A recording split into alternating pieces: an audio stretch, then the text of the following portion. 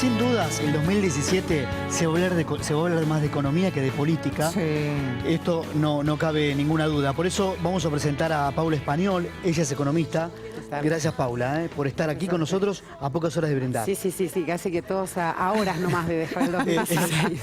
Muchas gracias. Paula, el 2017 va a ser un año de ajuste, un año de recuperación y por ende puede ser el año en el cual Macri se consolide políticamente. Para analizar el 2017 realmente lo que primero hay que ver es de dónde venimos o qué fue del 2016 y a poder analizar además qué pasó con la economía en los propios términos en los que plantearon el gobierno de Macri cuando llegó, en la cual dijo, bueno, nosotros queremos cambiar, tenemos un nuevo esquema, vino la devaluación, la quita de retenciones, y dijeron, la idea es que la economía esté traccionada por las exportaciones y por la lluvia de inversiones que va a llegar. Y vamos a reducir el déficit público porque es lo que genera inflación. Y ese era como el planteo de política económica que se hizo el 10 de diciembre del 2000. Bueno, en ese momento estaba bueno.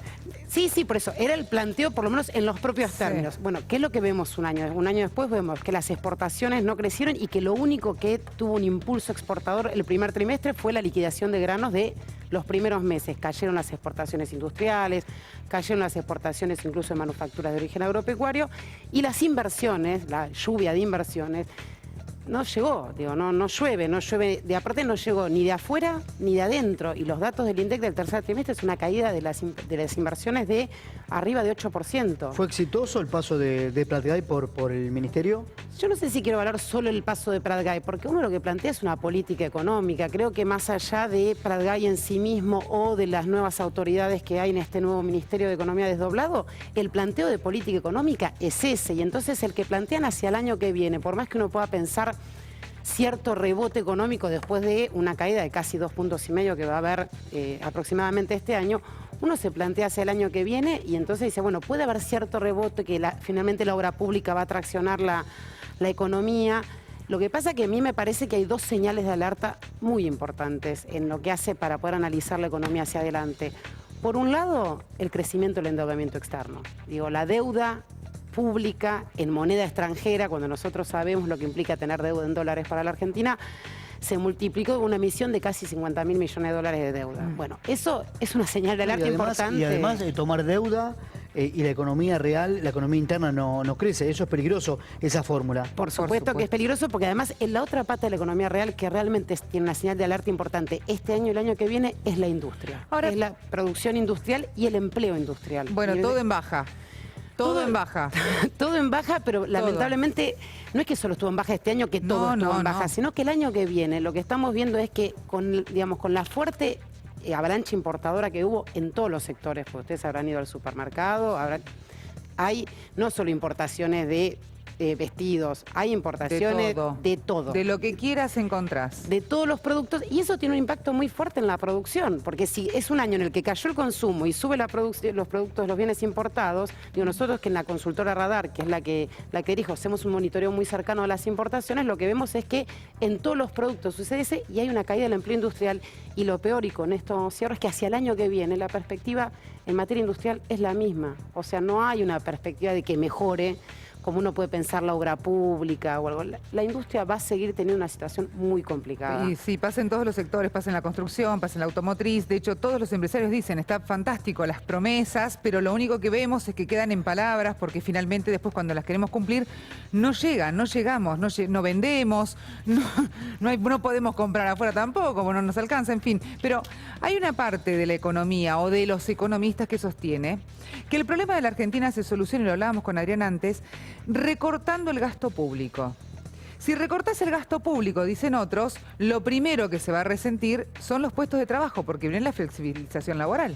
Con lo cual, ahí los trabajadores tendrían que empezar a preocuparse.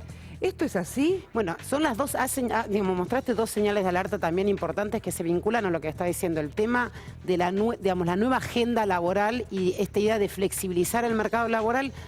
con una parte de la biblioteca que cree que si uno flexibiliza el mercado laboral se genera empleo porque hay más libertad de emplear. Y la verdad que la teoría económica, la experiencia acá, en Europa, en Estados Unidos, es que no es la flexibilización laboral la que genera empleo, es la inversión y la digamos, cuando tracciona el producto y en particular el consumo. Entonces, y eso es un peligro porque además la herramienta más fuerte para flexibilizar el mercado laboral es el desempleo. Claro. Es la herramienta más grande, porque uno primero se preocupa por tener, digamos, el año pasado se discutía ganancias, este año se discute, más allá de que ganancias fue un tema, se discute tener trabajo. Ahora, Paula, lo que escuché estos días cuando Mauricio Macri llamó a Duhovne para que asuma el Ministerio de Finanzas es que Duhovne llega al Ministerio de Hacienda para recortar gastos, pero sin generar problemas políticos, sin generar malestar en los sindicatos o en organizaciones sociales. ¿Llega para eso? ¿Qué información tenés vos como economista?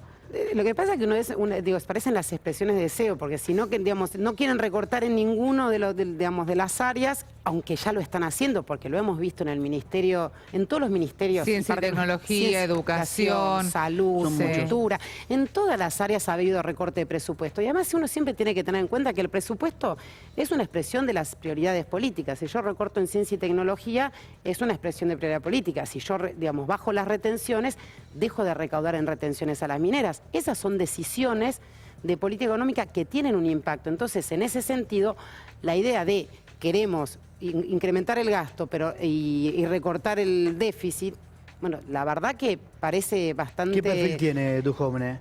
Bueno, Duhovne, yo lo único que puedo, digamos, expresar es lo que he leído en sus columnas, y es una persona que además en particular en temas industriales, por no solo en temas presupuestarios, en temas industriales tiene una idea muy aperturista de la economía. Y lo cierto es que eso ya lo vivimos, una experiencia aperturista de la economía, y ni siquiera, digamos, no solo lo vivimos en la Argentina, sino que hoy va a contramarcha de lo que sucede en el mundo. Es como esta idea de que otro de los elementos de la política económica fue nos vamos a insertar en el mundo, porque vamos a acercarnos a Europa, se avanzó con el Acuerdo de Unión Europea-Mercosur, vamos a acercarnos a Estados Unidos, queremos incluso ingresar en lo que iba a ser el TPP, este gran acuerdo de Estados Unidos con países asiáticos. Entonces nosotros avanzamos hacia eso cuando el mundo se cierra, el comercio para los próximos 2 o 3 años, va a crecer 2 puntos.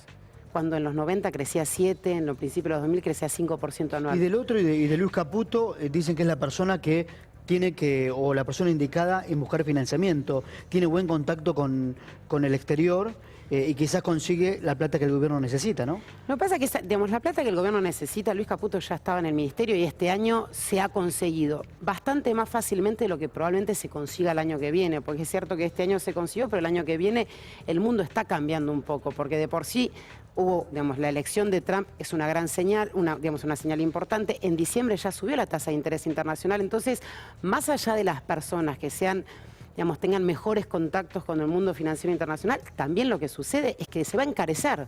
Uno puede conseguir siempre y cuando depende cuánto quiera pagar. Y lo que va a pasar el año que viene es que si sube la tasa de interés, siempre sube la tasa de interés internacional o la de referencia, que es la de Estados Unidos, sube la nuestra. Entonces, ¿qué pasa?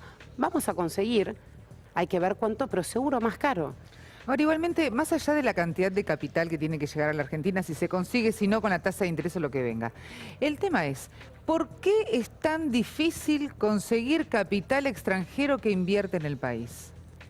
Bueno, depende del momento, porque no es que nunca ha habido... no, ahora. Claro, ahora. Lo que pasa es que ahora hay un tema bastante claro que es, para que haya inversiones, o sea, alguien viene a invertir, cualquier empresario, aunque sea del exterior o nacional, pero uno invierte, y un empresario invierte cuando tiene expectativa de vender o en el mercado interno o en el mercado externo. Claro, pero en un momento te acordás que con el kirchnerismo se decía, bueno, tanto Cristina tiene mala relación con los países y tiene mala relación con los presidentes, por eso Cristina quiere que todo quede dentro de la Argentina, tiene buena relación con países limítrofes, tenía muy buena relación con Fidel Castro, por ende mucho de la economía iba lindando con una mezcla de distintas naciones, Venezuela, Cuba y demás. Entonces, China, Rusia. Exacto, tenía mala relación con esos presidentes, por eso no llegaban las inversiones. Ahora cambiamos el perfil. Y tampoco llegan. Y tampoco llegan.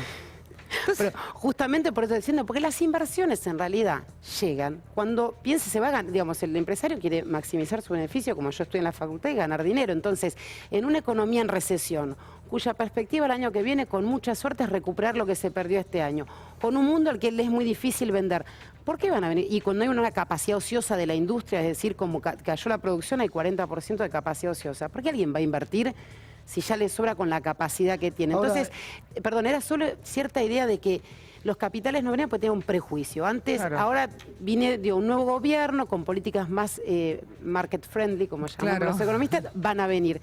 Y las inversiones vienen cuando hay consumo, cuando hay demanda, cuando uno, digamos, los empresarios piensan vender. Si eso no sucede, bueno, se va a Pero hacer muy Argentina empresariado- tiene la demanda, porque por ejemplo, perdón Adri, pero Argentina tiene la demanda. Por ejemplo, hay muchos argentinos que tienen la posibilidad, no todos, pero de viajar a Brasil, viajar a Estados Unidos. La cantidad de argentinos que viajaron a Estados Unidos a comprar mercadería 2 veces por año, invierno, verano, hacer todo A Chile, el placar de viajar a Chile nuevo, ahora como a viajan. Chile.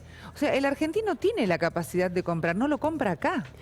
Por eso digo, pero es una parte del argentino. Uno lo que necesita es que todos los argentinos puedan consumir y por eso es tan importante tener una política, digamos, que promocione el consumo y la inclusión, cosa que permita ampliar las capacidades de consumo y entonces se pueda vender aquí. Veíamos que, por ejemplo, las computadoras son las más caras de la región.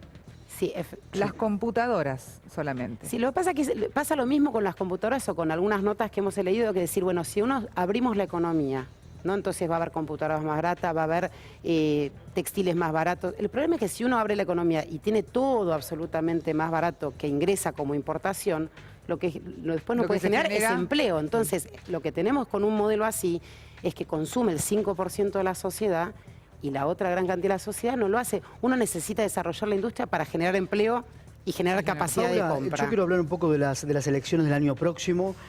No hay candidato que resista si no Macri no mejora la economía. Hay algunos analistas que hablan de que la gente, bueno, no va a votar este signo político al signo político Cambiemos, debido a que si la gente no nota una mejora, va a cambiar de partido político. ¿Qué expectativas ves vos en relación a eso?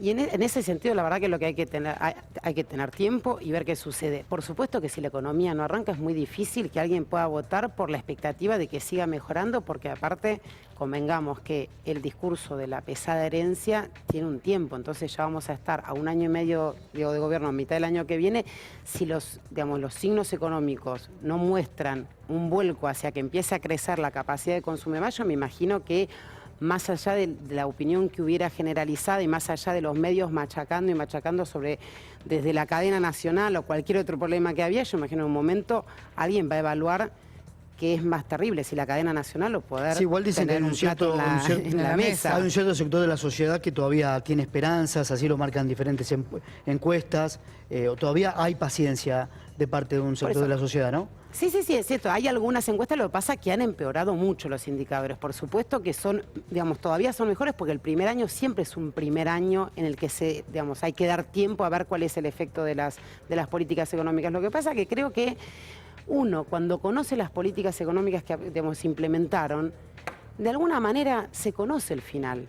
Porque no es que es la primera vez que se implementa un tipo de gobierno o un tipo de política económica en la cual hay apertura comercial, se toma endeudamiento, se prioriza la producción primaria y no la producción industrial, se genera desempleo. Cuando sucede todo eso, ya sabemos cuál es el resultado, pues son esquemas de política económica que ya se hicieron y además se hicieron en otro contexto, porque hay que también tener en cuenta, no es lo mismo la década de los 90 en general en el mundo a lo que es hoy. Bueno, eso te iba a preguntar, porque muchos dicen, bueno, esto ya lo vivimos. Claro. Este sistema liberal ya lo encontramos. La flexibilización laboral ya la vivimos, lo recordamos. ¿Esto es lo mismo que el menemismo? ¿O en qué se diferencia? ¿O en qué no? O en qué no. En realidad, como esquema de política económica general, tiene muchas similitudes e incluso algunos actores que se repiten con esta idea de que se cree que la economía va a crecer en base, como les decía, a una apertura muy grande e inversiones del exterior y a cierta idea de exportar. Lo que pasa que lo que sucede es que no solo en ese momento no funcionó, sino que hoy, en los años de 2000, acercándonos al 2020, el mundo es otro. Hoy el mundo ha cambiado y hoy el mundo, como les decía, se cierra. Entonces, tratar de generar una estrategia de crecimiento para insertarnos en el mundo, cuando el mundo no está esperando que nosotros nos insertemos, es una estrategia muy arriesgada. Entonces, en ese sentido, cuando decimos los resultados ya los conocemos. Y en materia industrial y en materia de destrucción de capacidad productiva y del empleo, porque yo quiero marcar una cosita más con el empleo, no es solo el empleo en los centros urbanos.